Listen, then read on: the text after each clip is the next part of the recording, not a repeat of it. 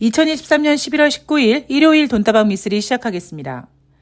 자, 오늘 돈다방 미쓰리는 내일부터 시작되는 한 주 11월 20일부터 24일까지 주식 투자하시는 분들이 점검해야 될 것들 준비해 봤고요. 어제 돈다방 미쓰리에서는 지난주 금요일 뉴욕 증시 마감 현황과 잠시 타임머신을 타고 10월 초로 돌아가서 10월 달 어떤 이슈가 주식시장을 지배했는지, 그리고 11월 달 주식시장 분위기는 왜 괜찮아졌는지, 그리고 전문가들이 대부분 확률적으로 해마다 11월이 되면 주식시장 분위기가 좋다고 얘기하는데 왜 그런 이야기가 나왔는지에 대한 이야기를 한번 해봤습니다. 자, 지난주 11월 17일 금요일 대한민국 주식시장은 18포인트 하락해서 2469포인트로 마감을 했습니다. 물론 18포인트 하락 마감했지만 금요일이라는 부담감도 있었고요. 무엇보다 그럼에도 불구하고 지금 대한민국 주식시장이 견뎌줄 수 있는 이유는 미국 증시를 따라가고 있기 때문이죠. 뉴욕 증시는 연준이 더 이상 금리 인상을 안 할 거라는 것과 더 나아가서는 이제 2달이 되면 새해가 되는데 2024년도가 되면 그게 3월일지 5월일지는 모르겠으나 여하튼 연준이 금리를 인하할 거야 라는 이런 기대감이 선반영되면서 뉴욕 증시는 11월 달 분위기 굉장히 좋게 움직이고 있고요. 그러다 보니까 형님인 뉴욕 증시가 올라가니까 대한민국 증시도 따라가고 있습니다. 그래서 대한민국 주식시장은 그나마 분위기가 괜찮은 거다. 자, 11월 20일부터 24일까지 NH투자증권이 전망하고 있는 코스피 예상밴드는 2430포인트에서 2560포인트입니다.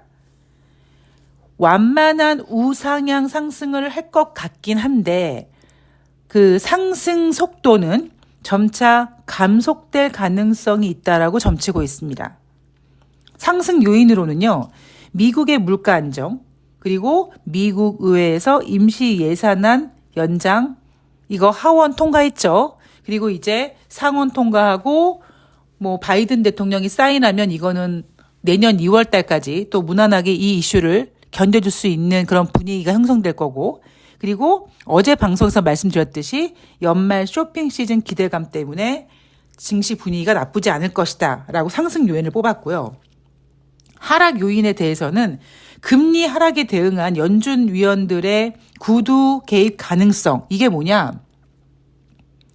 지금 시장은 이미 금리 선물 시장에서는요, 5월 달에 미국 연준이 금리를 현재보다 50bp 인하할 가능성이 50% 정도가 넘어가고 있습니다.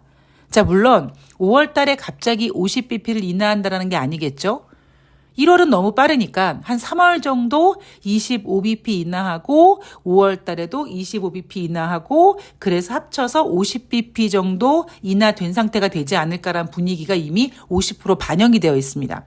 그런데 연준 위원들은 계속 하는 얘기가 뭐냐면 아직 갈 길이 멀다. 아직 인플레이션 2%가 되기 위해서 우린 해야 될 일이 있다라고 얘기하면서 지금 시장에서 이렇게 미리 반영되고 있는 이 금리 인하 가능성을 좀 차단하는 거죠.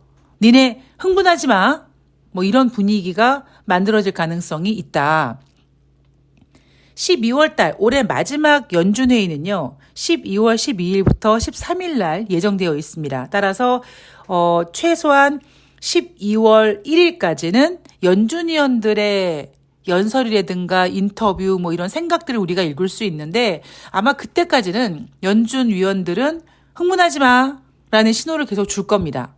자, 왜냐하면은요, 여러분 제가 경제 지표에 있어서 뭐 심리, 신뢰 이런 단어가 들어가는 것은 그때 주식 시장의 영향을 많이 받는다라고 하지 않았습니까? 그러니까 주식 투자하시는 분들이 내년에 금리 인하라는 이슈를 미리 땡겨서 선반영해서 주식시장을 상승시키면 사람들이 또 어깨가 또 막 들썩거리고 가슴이 벌렁벌렁해지면서 막 그냥 막 흥분 모드로 가기 때문에 오히려 이러한 심리가 인플레이션을 자극할 수 있다. 여러분 기억나시죠? 며칠 전에 15일 날 미국이 10월 달 소매 판매를 발표했는데 전월 대비 0.1% 감소했습니다. 그런데 전문가들은 뭐라고 얘기를 했냐면 오히려 소매 판매가 부진한 것이 증시에 도움이 됐다. 라는 이야기로 예쁘게 포장을 했다고 하지 않았습니까? 자, 그 얘기는 제가 왜 심리라든가 신뢰라는 단어가 들어간 경제지표가 주식시장의 영향을 받는지에 대해서 설명해 드릴 때, 물론 주식을 안 하시는 분들도 계시지만요. 돈다방 미쓰리 들으시는 분들 대부분이 아마 주식 하시는 걸로 알고 있는데, 여러분들 마음이 그렇지 않습니까? 내가 지금 주식을 갖고 있는데 마이너스야. 그런데 이 주식이 올라갈 것 같아. 그러면 주식이 계속 안 좋아서 아유 이거 그냥 진짜 죽쓰는 거 아니야. 이거 상장 폐지되는 거 아니야. 이렇게 증권 계좌만 들여다보면 막 우울해지는데, 그럴 때는 사실 여러분들이 뭔가를 사고 싶어도 뻔한 월급에 뻔한 수입에 이렇게 지출하기가 어려운데, 주식 시장이 좋아지고 내가 갖고 있는 종목의 손실률이 줄어들고 이게 이제 조만간 플러스로 전환될 거라는 기대감이 반영이 되면 우리 지갑에는 뭐가 있나요? 신용카드가 있거든요. 그래서 소비를 자극하게 됩니다.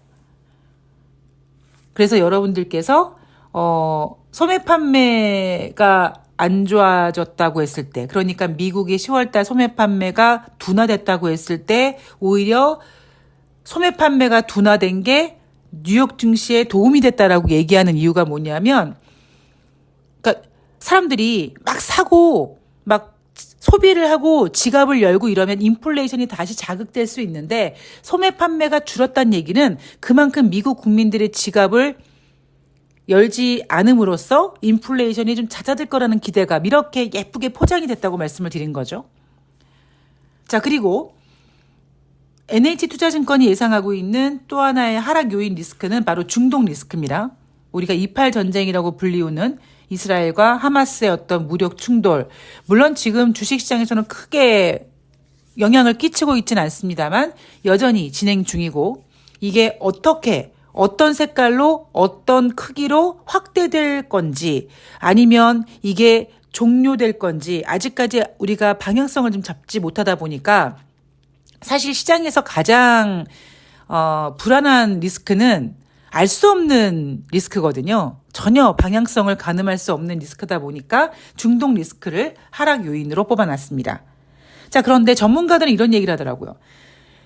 11월 달 내에 2500선 갈 거고 올해 내 2600선 돌파 현실화 가능성 있다라고 보고 있습니다.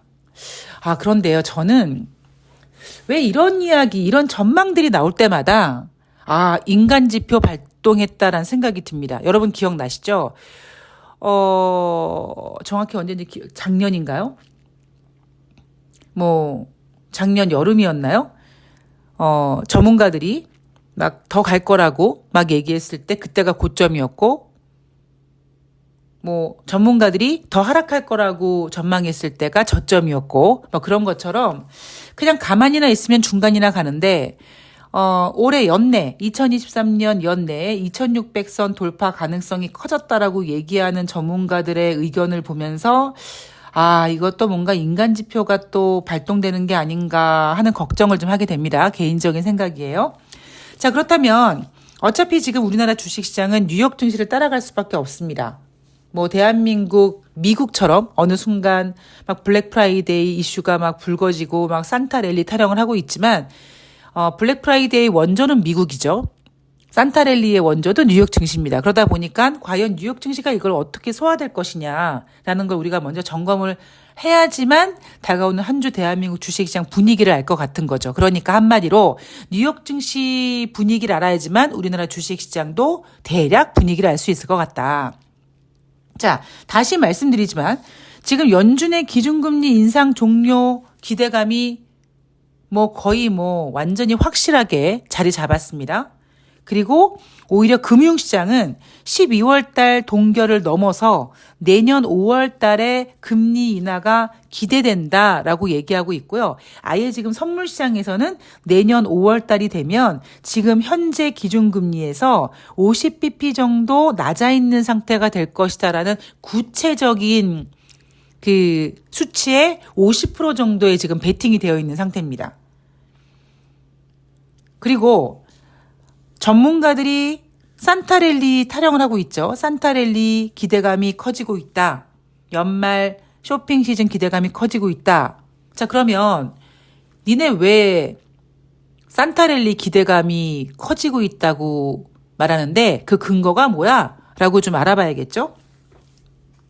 전문가들이 제시하고 있는 산타랠리 기대 근거로는 연준이 내년 금리 인하 시점을 앞당길 것으로 예상하고 있다라고 합니다. 여러분 참 신기하죠? 얼마 전까지만 하더라도요. 연준은 계속 금리 인상을 하겠다고 했고 금리 인하 얘기는 들어본 적도 없었습니다. 그죠? 그런데 자꾸 미쓰리가 어느 순간부터 이런 얘기를 합니다. 여러분 미쓰리 생각에는요. 내년도 상반기 좀 이른 시기에 금리 인하 할 것 같습니다. 물론 아직까지 미쓰리가 이제 뭐 행운이가 이제 얼마 안 돼서 자료가 아직 덜 정리가 됐고 머릿속에 뭔가 이렇게 체계적으로 준비가 안 돼서 그렇지만 그냥 미쓰리가 생각하는 2024년도는 오히려 금리를 인하하게 될 것이다. 이런 얘기를 했어요.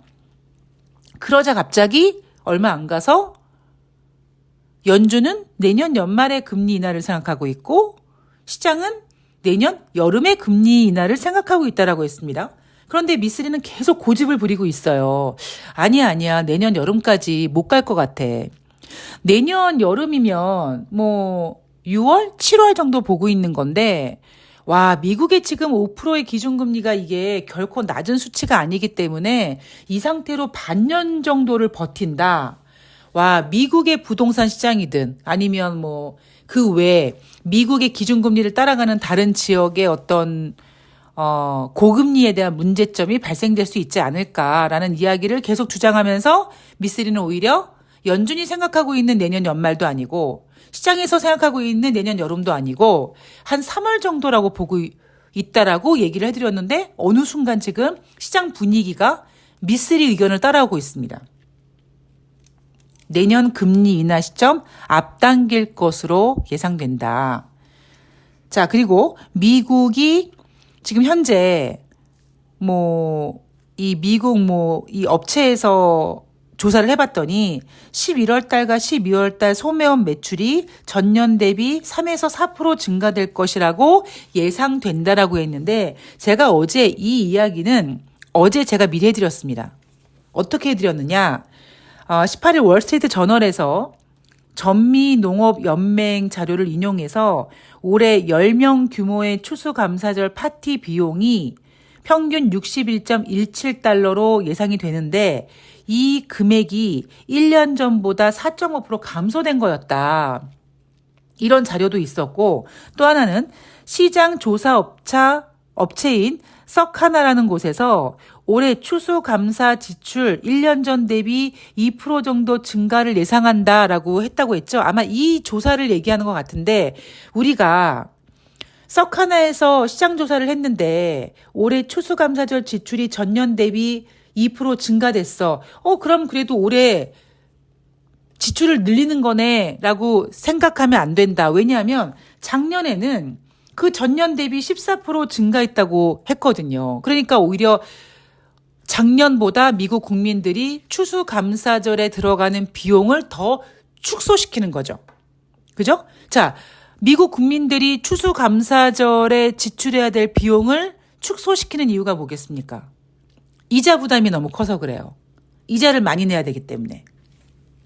그런데 우리나라 전문가들은 이 소매업체 매출이 전년 대비 3에서 4% 증가를 예상한다. 그러니까 무조건 늘었으니까 무조건 증가를 예상하니까 이번에 올해 추수감사절 때 미국 국민들이 지갑을 열 거다. 그러니까 쇼핑 시즌이 기대된다라고 포장을 하는 거죠. 제가 여러분 3분기 어닝 시즌에 대해서 관전 포인트 말씀드릴 때 뭐라고 합니까? 어닝 시즌의 첫 스타트를 끊는 건 금융주다. 그런데 이번 3분기 때 같은 경우에는 1분기 때는 1층 로비, 2분기 때는 지하 2층, 3분기 때는 지하 5층까지 파놨는데 문제는 어닝 시즌 첫 스타트를 끊어주는 금융업종은 웬간하면 실적이 잘 나올 거고 그런 금융주 실적을 본 전문가들은 S&P 500에 상장된 기업들의 순이익이 전분기 대비 한 4% 정도 증가될 거라고 예상을 했는데 미쓰리가 시간이 지나갈수록 이제 금융업종의 실적이 끝나고 이자 부담이 커지는 기업들의 실적이 발표될 때 실적이 그만큼 안 나올 것이라고 얘기하지 않았습니까? 그러니까 같은 수치를 놓고도 어떻게 보느냐에 따라서 완전히 해석이 달라지는 거예요. 제가 주식시장에서 종종 드리는 말씀이 뭐냐면 보이지 않던 무지개도 방향을 틀면 안 보일 수 있다. 자, 지금 똑같이 이번 추수감사절 때 그러니까 11월 달과 12월 달에 미국 국민들이 지갑을 열 건데 그 지갑을 열어서 쓰는 비용이 작년 대비 뭐 2% 혹은 3% 혹은 4% 증가될 거라고 예상하고 있지만 문제는 단순히 증가된다라는 수치에 매몰되지 말고 작년에는 두 자릿수 지출을 했는데 왜 올해는 한 자리밖에 못해? 이렇게 상대적으로 생각을 해야지만 지금 정확한 경제 상황을 알 수가 있습니다. 그래서 전문가들은 이런 조사 보고서를 가지고 전년 대비 3에서 4% 비용을 지출하니까 올해 쇼핑 시즌 기대감 커져라고 포장을 하고 있지만 미쓰리는 올해 쇼핑 생각 외로 좀 굉장히 조용합니다. 여러분 작년에 이맘때 난리 났었어요. 그런데 올해는 그렇지 않습니다. 자, 지금 사람들은요. 리스크온 국면이라고 합니다. 이게 무슨 말이냐. 금리가 하락하고 있고요. 국채금리 얘기하는 거예요. 그리고 달러가 하락하고 있죠. 증시는 상승하고 있습니다. 자, 이런 분위기를 시장의 불안이 진정되고 경기 회복 기대가 커지는 만큼 시중의 돈이 위험 자산으로 이동하는 것을 리스크온이라고 합니다. 지금 그럴까요? 저는 그렇게 생각하지 않고요. 자, 이번 주 뉴욕 증시는요. 일단 23일 목요일 날은 뉴욕 증시가 추수감사절로 증시가 열리지 않습니다. 그리고 24일 금요일은 조기 폐장, 1시에 조기 폐장합니다. 그러니까 이번 주는 월, 화, 수, 목, 금 5일이지만 거의 뭐 한 3일 반 정도 거래가 되고요. 그렇게 크게 움직일 수 있을 만한 어떤 재료는 없습니다. 뭐 엔비디아 실적 기대 가능하고 연준 의사록 발표되고 미국의 10월달 내구재가 발표되지만 뭐 이번 주는 추수감사절 앞두고 거래량도 한산할 것이고요. 뭐 특별한 어떤 경제 지표 중요한 거 없습니다. 오히려 다음 주 11월 30일인가 29일 날 발표되는 미국의 10월달 개인 소비 지출 과연 이게 쉽게 줄지 않을 것 같은데 이게 쉽게 줄지 않는다라는 것이 증명이 되면 지금 시장에 퍼지고 있는 금리 인하 가능성이 또 차갑게 식을 수도 있어요. 분위기상으로는. 지금 전문가들은요. 인플레이션에서 그러니까 물가가 상승하는 구간에서 디플레이션으로 넘어간다. 그렇게 관심이 집중이 이동하고 있다라고 얘기합니다. 인플레이션이야 여러분들도 아시다시피 물가가 올라가는 거고 이번 11월 달에 발표된 10월 달 소비자 물가 지표가 둔화되다 보니까 그냥 인플레이션은 이제 끝났고 디플레이션이야. 근데 디플레이션이 뭐냐면 경기 침체 속에 물가가 하락하는 거거든요. 그러니까 결국 미국은 지금 뭐예요? 경기 둔화 혹은 침체되는 게 맞습니다. 그런데 공식적으로는 얘기하지 않죠. 미쓰리가 여러분 미국 경제 안 좋아요 안 좋아요 계속 얘기하고 있지 않습니까? 미국이 아니야 우리 고용이 좋아 고용은 좋아라고 얘기하지만 미쓰리가 거기에 대해서 계속 반박을 하죠. 그러면서 여러분 이미 미국은요 지금 경기 둔화를 넘어서 경기 침체 구간으로 들어갔다. 그래서 이 상태에서 인플레이션이 안 잡히면 뭐다? 스태그플레이션이다. 그런데 경기 침체 경기 둔화는 맞는데요. 이번 달에 발표된 10월달 소비자 물가 지표가 둔화된 것 가지고 지금 스태그플레이션이 아니라 디스플레이션이라고 결론을 내리는데 저는 너무 섣부른 게 아닌가 싶습니다. 왜냐? 아까도 말씀드렸듯이 이제 다가오는 한 주 말고 11월의 마지막 주에 발표되는 10월달 개인 소비 지출이 과연 쉽게 둔화될 수 있겠는가? 여기엔 또 제가 그때 가서 다시 한번 설명을 드릴 거고 또 하나는 이제 국제 유가를 봐야 될 텐데요. 인플레이션이 둔화된 가장 큰 요인이 바로 국제 유가 하락이죠. 그런데 지금 국제유가가 하락하고 있는 이유는 이미 지난 9월 달에 연말까지 사우디 같은 경우에는 하루에 100만 배럴씩 감산을 유지할 거라고 했고, 그럼에도 불구하고 경기 둔화 우려감 때문에 지금 국제유가가 80달러를 반납하고 이제 이런 식으로 더 빠지면은 앞자리가 바뀔 수도 있을 정도로 더 빠질 것 같지 않습니까? 그러다 보니까 26일 날 오스트리아 빈 오펙 사무국에서 석유 수출국 강요회의가 열리는데 여기서 사우디가 올해 연말까지 하루에 100만 배럴 감산하는 거를 유지하겠다라는 것을 내년 봄까지면 아마 4월 달에 오펙 회의가 있으니까 4월 달까지 한 3월 말까지 감산을 유지하겠다라고 할 가능성이 큽니다. 그렇게 되면 일단 단기적으로 여러분 국제유가 많이 하락했어요. 짧은 시간에 꽤 많이 빠르게 하락했습니다. 자, 인생이나 주식이나 유가나 한쪽 방향으로 가는 게 없고요. 주식이나 유가나 둠칫둠칫 리듬을 타야 됩니다. 지금 국제유가가 굉장히 빠르게 하락했거든요. 그러면 26일 날 이 오펙 회의에서 이 예상대로 사우디가 내년 봄까지 감산을 더 유지하겠다라고 얘기하면 다시 국제유가가 반등할 수 있고요. 여기에다가 미국의 개인 소비 지출이 쉽게 둔화되지 않으면 지금 전문가들이 생각하고 있는 디플레이션이라는 걸 정의 내리기는 너무 이른 감이 있지 않을까. 이렇게 돼서 다시 개인 소비 지출이든 아니면 국제유가든 올라가게 돼서 미국 국채금리가 다시 상승하고 내년도 미국의 기준금리 인하 안 될 것 같아. 더 인플레이션 이거 잡아야 될 것 같아. 이런 분위기가 또 형성이 되면 뉴욕 증시는 상승하지 못할 가능성도 있다라는 거죠. 자, 제가 오늘 드리고 싶은 말씀은 아까 연내 2600포인트 돌파 어쩌고 저쩌고 하는데 저는 이거 좀 위험한 전망이라고 생각하고 있고요. 지금 인플레이션이 확실하게 꺾였다라고 장담할 수가 없습니다. 다시 말씀드리지만 국제유가 물론 경기 침체 둔화로 수요 둔화 우려감으로 100달러 가고 그러진 않을 거예요. 그건 이미 미쓰리가 딱 얘기드렸잖아요. 그런데 지금 국제유가가 너무 단기적으로 많이 빠져있기 때문에 일단 국제유가도 어느 정도의 반등 구간에 와 있습니다. 그러면 반등하기 위한 명분이 뭐겠습니까? 감산 내년도까지 내년 봄까지 유지 거기에다가 개인 소비 지출까지 크게 둔화되지 않는다면 디플레이션이라고 얘기하기에는 좀 이른 감이 있지 않을까라는 분위기가 형성될 가능성이 있지 않을까라고 생각하고 있습니다. 자, 조금 애매한 얘기일 수도 있는데요. 미쓰리 그렇다면 너는 내년에 금리 인하한다고 하더니 또 아니야? 그건 아니에요. 그냥 저는 앞으로 원래 주식 하시는 분도 그렇잖아요. 그냥 눈앞에 있는 이슈만 충실하잖아요. 그냥. 그러니까 앞으로 그냥 주식 하시는 분들 전문가들 애널들 그냥 눈앞에 뚝 떨어지는 이슈 보고 국제유가 반등하고 개인 소비 지출 쉽게 꺾이지 않으면 어이구 금리 인하 못하겠네 이런 분위기로 만들 가능성이 있다라는 거죠. 그래서 2600포인트는 너무 무리다. 그러나 미쓰리는 여전히 내년 3월이든 5월이든 금리 인하 할 수밖에 없을 것이다 라고 보고 있는 겁니다. 자, 돈다방 미쓰리 오늘 방송은 여기까지고요. 이놈의 감기가 낫지 않아가지고 상당히 고생을 하고 있는데 저는 내일 돈다방 미쓰리는 쉬고요. 대신에 5시에 새날에서 인사드리도록 하겠습니다. 그리고 돈다방 미쓰리는 화요일 날 월요일 뉴욕 증시 가지고 찾아뵐게요. 남은 휴일 잘 보내시고요. 고맙습니다.